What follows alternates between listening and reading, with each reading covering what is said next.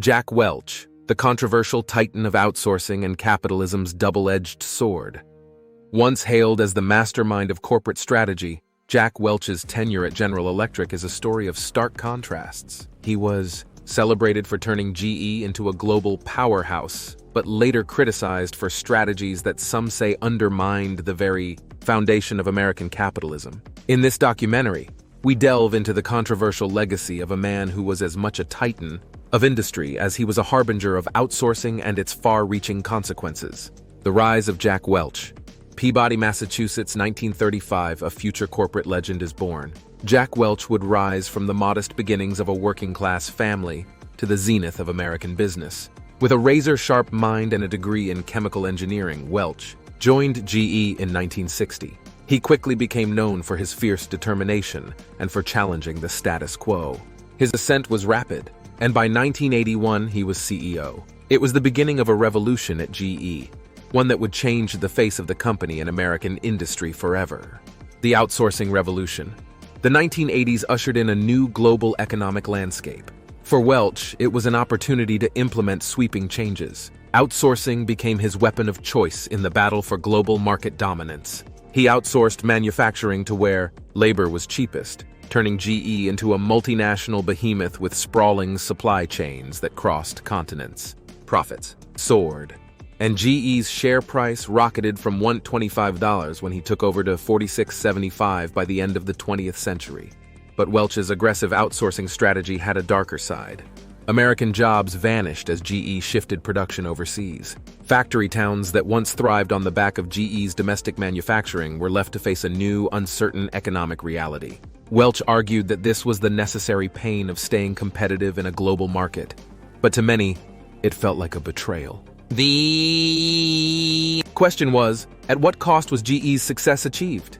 As profits reached unprecedented heights, the American middle class began to erode, and the term corporate greed took on a new, palpable meaning. Jack Welch was turning GE into a symbol of modern capitalism's most contentious debate: the balance between profit and social responsibility. Neutron Jack and corporate downsizing. The moniker Neutron Jack was born from an unflinching strategy. Like the neutron bomb, it was said Welch would leave, buildings standing empty of people. He slashed GE's workforce, cutting more than 100,000 jobs during his first 5 years as CEO. Efficiency and profitability were his mantras, and he was ruthless in their pursuit. In boardrooms and business schools, Welch was praised for his decisive cost-cutting. Yet, on the factory floors and in the fading heart of American industry, the story was different. Here, Welch's legacy was measured in lost livelihoods and a pervasive fear of redundancy. The narrative of necessary evil did little to comfort those whose lives were turned upside down by Welch's policies. The debate intensified. Was Jack Welch a visionary leader making tough but essential decisions, or was he a symbol of corporate excess, sacrificing the many for the wealth of the few? The financialization of GE.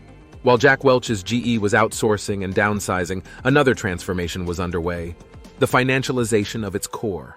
Welch expanded GE Capital, the company's financial services arm, into a behemoth that eventually accounted for almost half of GE's earnings. Under Welch, GE Capital delved into everything from credit cards to real estate, from car loans to insurance. The profits were astronomical, but so were the risks. Welch was praised for diversifying GE's portfolio, but critics warned that the company was venturing into shaky territory. The financialization of GE under Welch's watch didn't just change the company. It reflected a larger shift in the global economy, towards complex financial products and speculative practices. In hindsight, some argue, these practices contributed to the economic instability that culminated in the 2008 financial crisis. Did Welch's GE help set the stage for one of the worst economic downturns since the Great Depression? The erosion of corporate morale. At the heart of Welch's GE was a management system that was as uncompromising as the man himself. The rank and yank policy, as it was informally known, forced managers to categorize employees into tiers based on performance. The bottom 10% faced the axe each year. It was a system that bred a culture of high performance, but at what cost? Former employees speak of the cutthroat atmosphere this system engendered, where teamwork was often sidelined in favor of personal advancement.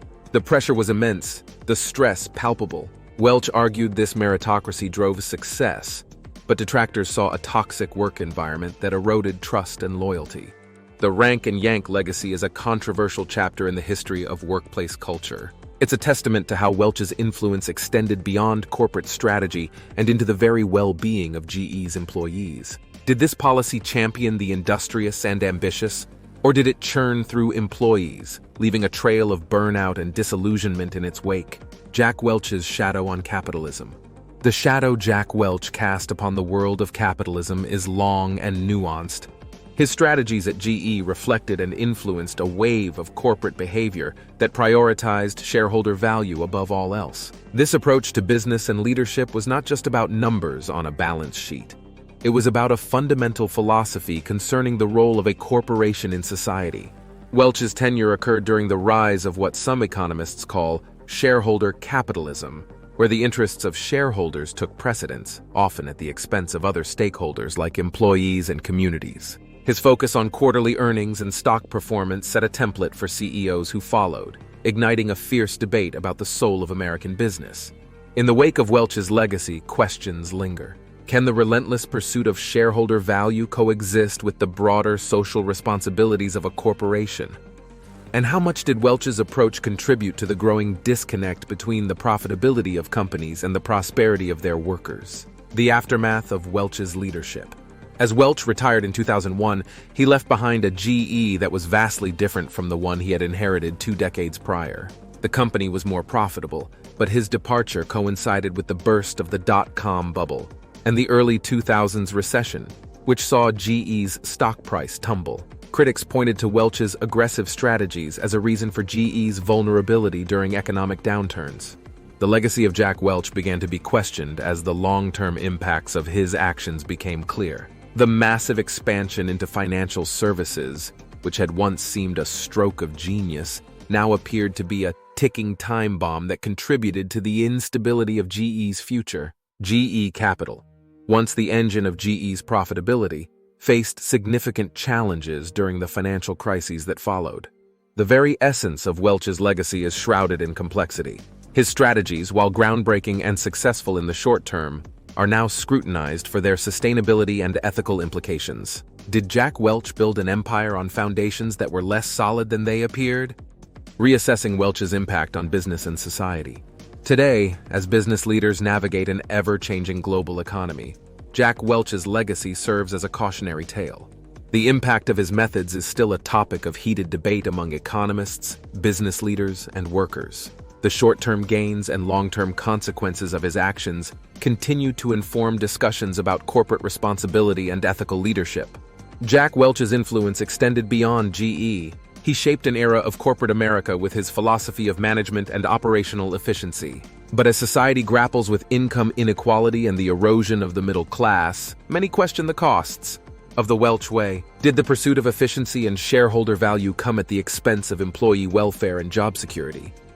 As the world reflects on the life and career of Jack Welch, it confronts the paradox of a man who exemplified American business acumen, yet also embodied the excesses and moral dilemmas of late 20th century capitalism. His story is not just a biography of a CEO, it's a narrative about the choices we make in the pursuit of progress and the values we hold as a society. Jack Welch's name is etched in the annals of corporate history, a symbol of transformative leadership and a case study in the complexities of modern capitalism. As businesses evolve and new leaders emerge, the lessons from Welch's tenure at GE remain relevant. The quest for balance between profitability and social responsibility, between innovation and stability, and between the interests of shareholders and the lives of employees continues. In the end, the story of Jack Welch is a mosaic of triumph and controversy. It's a reminder that the legacies of our business leaders are as multifaceted as the decisions they make, and as enduring as the impacts of those decisions on the world. As we turn the page on the era of Jack Welch, we ponder the future of capitalism itself, a future that is still being written in boardrooms and on factory floors around the globe. Jack Welch, the CEO of the century, a trailblazer whose shadow looms large over the landscape of American industry. His story invites us to reflect, to learn, and ultimately to choose the kind of capitalism we want for the generations to come. If you like the video, please subscribe, like, share, and comment.